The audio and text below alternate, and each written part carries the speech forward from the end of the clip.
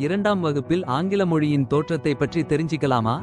அதாவது ஆங்கில மொழி எப்படி முதல்ல பொறந்ததுன்னு தெரிஞ்சிக்குவோமா?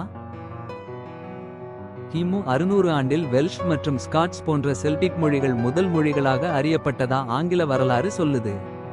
கிமு 55 ஆண்டில் ரோமானியர்கள் படையெடுத்து லத்தீன் மொழியை அறிமுகப்படுத்தினர்.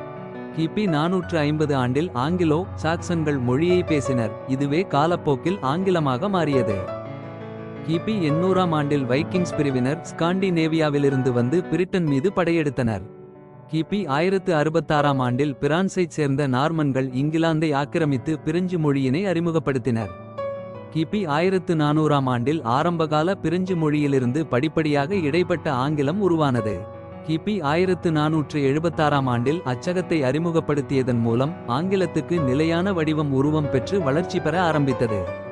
கிபி 1525ஆம் ஆண்டில் பைபிளின் புதிய ஏற்பாடு ஆங்கிலத்தில் மொழிபெயர்க்கப்பட்டது. கிபி 16ஆம் நூற்றாண்டில் லத்தீன் மற்றும் கிரேக்க மொழியிலிருந்து பல சொற்கள் ஆங்கில மொழியில் இணைந்தன. அதே நூற்றாண்டில் ஷேக்ஸ்பியர் பல சொற்களை கண்டுபிடித்தார். அவை இன்றும் ஆங்கில பயன்பாட்டில் உள்ளன.